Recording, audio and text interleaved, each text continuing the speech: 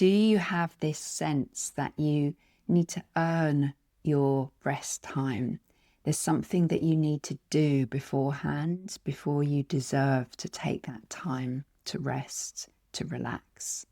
We all have this sort of internalized productivity slant that we feel we need to meet in order to rest and relax.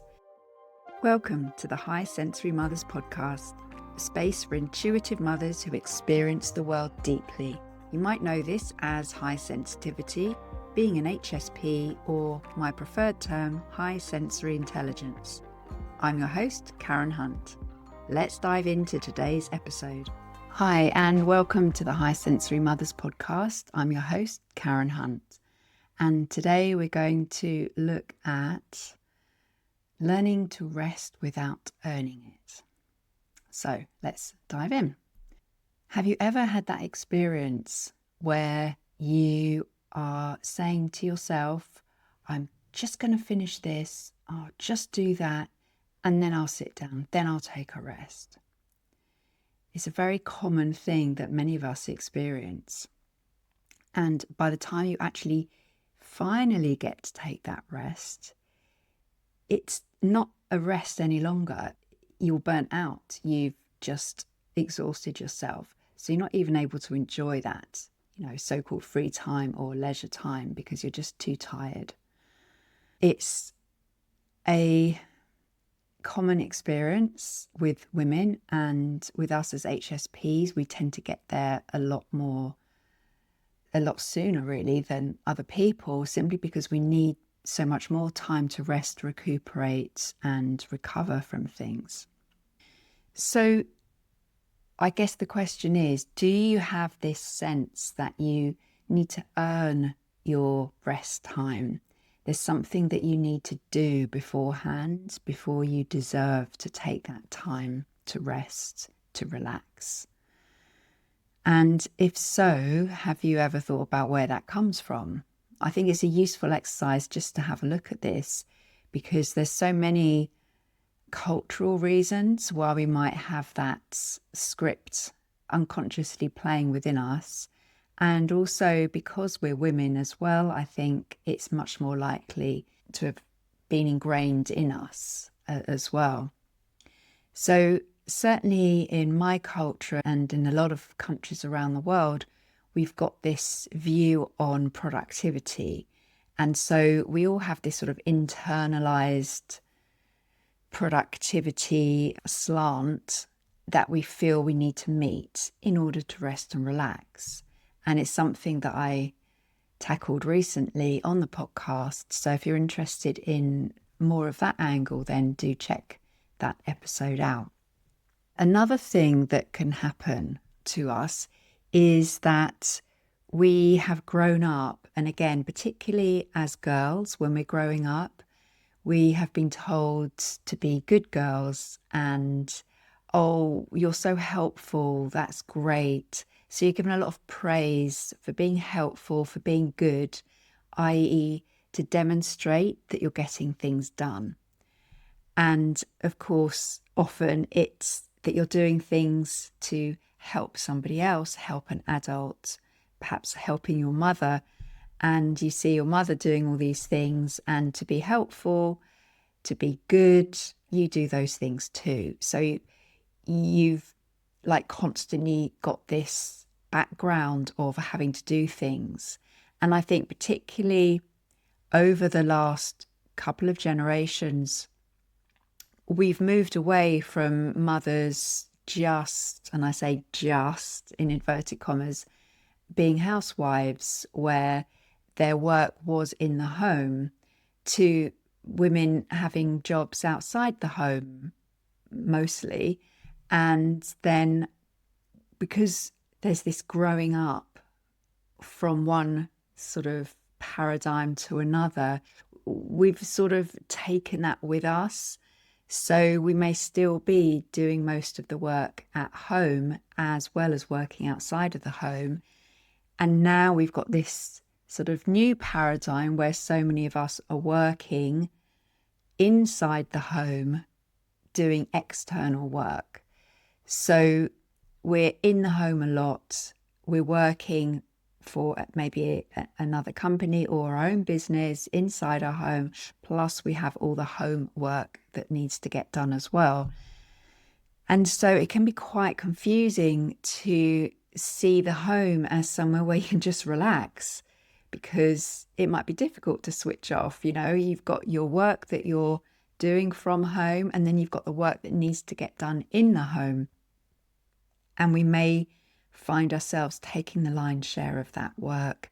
And even if we have a partner, and even if they take up, half or even more, it's still quite difficult just to sit and relax. Whether or not you've got in your mind that all these things need to get done, or whether someone else is actually doing them in front of you, that could also be quite confronting and quite tricky to navigate. So I think having this conditioning of being told that we're good, that we're helpful, and praising as well being selfless, which of course means giving and doing for others. And usually that's at the cost of ourselves.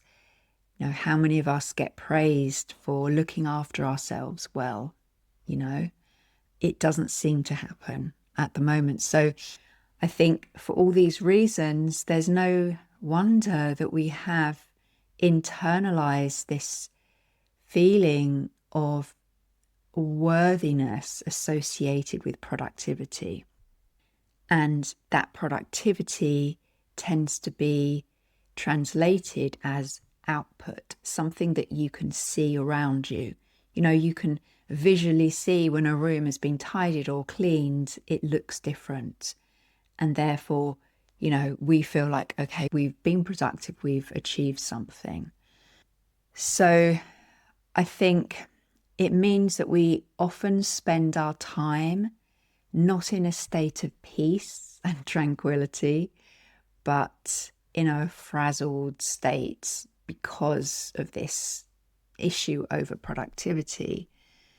And then, that means it can carry over to when we actually do get to sit down and relax. It has to be after all these trials and tribulations and all this effort where we're totally exhausted. And then we can have some peace and quiet. But what if actually this peace and quiet is who we are, and we just need to keep returning to that and finding that equilibrium, that balance within ourselves. And regardless of what's happening around us, I think that for me personally, I find having a chaotic environment much more challenging for me to feel that peace and tranquility. Whereas when I've got a calm environment or I've got calm people around me, then I find it a lot easier to adapt. However, I think the challenge for us is to find that within us and know that we deserve that and put ourselves in that position regardless of what's happening around us. Maybe it's a Zen ideal scenario and we may never achieve that, but I think it's useful to even have that in our awareness as a possibility of at least taking some very tiny small steps towards that. I'd just like to talk a little bit about why I think it's particularly challenging for us as HSP mothers, high sensory people or highly sensitive people, whichever term resonates with you. I think that because we're so attuned to other people, we can pick up on their energy, we can pick up on what it is that they need. So we're good at understanding what someone might need. And then because of our empathy, we really want to try and meet those needs for them. And we want to provide that space for them, that need, that want, that desire that they have. We want to give it to them because that makes us feel good. And knowing that they're feeling good because they've had these needs met is a positive thing that we experience. However, it can be detrimental to our own well-being. And I think that's the key. It's easy for us to overgive and to over-anticipate even. Like, do they actually need this from us? Or is it something that they would like to have? And then does it actually even have to come from us? Is it something they can get themselves? Is it something someone else can give to them? You know, does it actually have to be us that does that giving? So I think that's something that we really need to pay attention to, particularly when it comes to our children. It can feel very justified that we need to give our children things. And when I say things, I don't necessarily mean physical objects. It could be our time, it could be our attention. And yes, of course, we need to give those things to our children, and we want to give those things to our children. But does it always need to be us? No, it doesn't. And I think that's something that we have to watch out for, because, you know, we have a certain amount of time in a day, in our lives. We have a certain amount of energy, and we can spend time developing ways to make the most of our energy and to create more energy for ourselves so that we can give more to others, to what's important to us, our children, our families, our friends, our meaningful work. But if we're giving too soon, too much to others and not enough to ourselves in order to generate more of that energy, then that's a danger. Because in the long run, you're not going to be able to give as much over time because you'll burn out. And I know this from personal experience, and I hope you don't know this from personal experience. I hope that speaking about it can help prevent other people from going there. So I think it's just really important to notice what your own rhythm is and not to prioritize other people's rhythms over your own, because it's so important that you honor yours. If you don't honor your rhythm, then you can lose yourself. And then you're not going to be bringing in the positive things that you're meant to in the world. So it's really important for you to rest, not just from exhaustion, but truly get nourishing rest. It is your birthright. All of us need to honor the rhythm of our lives, and that includes, you know, working hard, giving, but also resting and recuperating. It's not a prize to be earned or a prize to be won at the end of the day. It's part of your own ecosystem. It's necessary. You know, nature is really inspiring to me because it has a rhythm and it's not trying to rush anything. It goes at its own pace and it works. And I think it's really good if we can just take a moment and remember that there's a cycle for everything. There's a season for everything. There's the ebb and flow. Water's a great one to think about, you know, being on the coast, watching that sea rise and fall and ebb and flow, just like our breath, just like the rhythm of our day, sleep and wakefulness. So I find that that's a useful metaphor to keep in mind when we are inundated with busyness and doing, and everybody around us is praising this concept of being busy. And I know it's always struck me as strange when people say, "Oh, how are you? Are you busy?" And I'm supposed to say, "Oh, yes, very busy. Oh, that's good." And so I started playing with saying, "No, I'm not busy." And people get a bit shocked to hear that and to respond in an awkward way. They don't really know how to deal with that. But I think busyness is overrated. What's more important to me is having times when I'm doing what's meaningful to me. And that includes having a decent amount of time to rest and recuperate. So I think if you can really pay attention to your own rhythm and what you need, and when your energy is waning, for example, not to see that as a problem, it's just a message. Okay, my energy's waning. It's time for me to take a step back and have a rest. This is what I need right now. My body needs this. And it helps, I find, to have a sort of this longer term view of your life and your journey, because in the short term, it looks like perhaps you've got to cram everything in and do all the things. But actually, in the long run, it's not beneficial to do that unless you're, geared up for that, unless you have the energy for that. So looking after your energy is super important. So that's quite an interesting way of looking at things, but then how do we actually make use of this in our everyday life?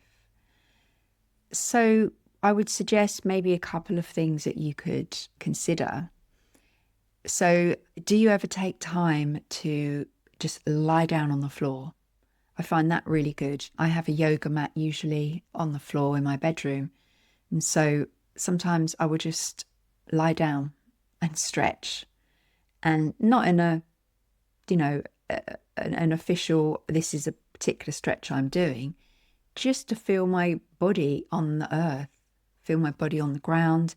In the summer, it's lovely to do that outside on the grass. I watch my dog just rolling around on his back, stretching his limbs out and just having a lovely time feeling his body on the earth. And so, I will join in and do something similar, and I'll do that inside as well. And it just feels really good. Can you just do that? Just feel yourself, your body, let your mind, your thoughts just relax. And then just lie still and just feel your breath, and don't do anything, just be. And certainly don't look at your phone. Just be there. Just doing that whenever it occurs to you can be a really useful exercise. And another thing is, when you start feeling like you're getting these signals that you need to rest, can you just stop? Not say, oh, okay, well, I will in a minute. I'll just do this first. See if you can just stop. And if you can't, it can be quite addictive just to keep going. So that's okay. Just notice that. And maybe next time or the time after that, you might go, no, you know what? I'm going to sit down now. In fact, I'm just going to make myself a nice cup of tea or whatever and sit down and just take a moment, and just a few minutes, a couple of minutes. Honestly, that's all you need sometimes, just to have that little reset throughout the day. And if you can do that throughout the day, then perhaps you can actually sustain your level of busyness and productivity that you need to do in a way that doesn't totally exhaust you. And the other thing I would like to suggest before we finish this off today is, if you like to journal, then I have a prompt for you, which I think could be quite useful to try and see what comes up for you. So the journal prompt is, what would shift if I treated rest as essential, not optional? What would shift if I treated rest as essential, not optional? I'd love to hear what comes up for you, and I'd love to hear how you're getting on. So do let me know. And I just want to leave you with a final thought that you do not have to earn your rest. You absolutely deserve to rest as and when you need to. You don't have to keep going until it's all done. You can stop when you need to. You don't have to justify it to anybody. All right, thanks so much. I hope this was useful, and I look forward to seeing you next time. Bye for now.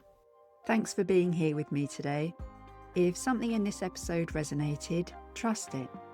This podcast is part of the High Sensory Mothers body of work for sensitive women who've carried too much and are ready to come home to themselves and what truly matters. You can find out more at highsensorymothers.com. I look forward to seeing you next time. Bye for now.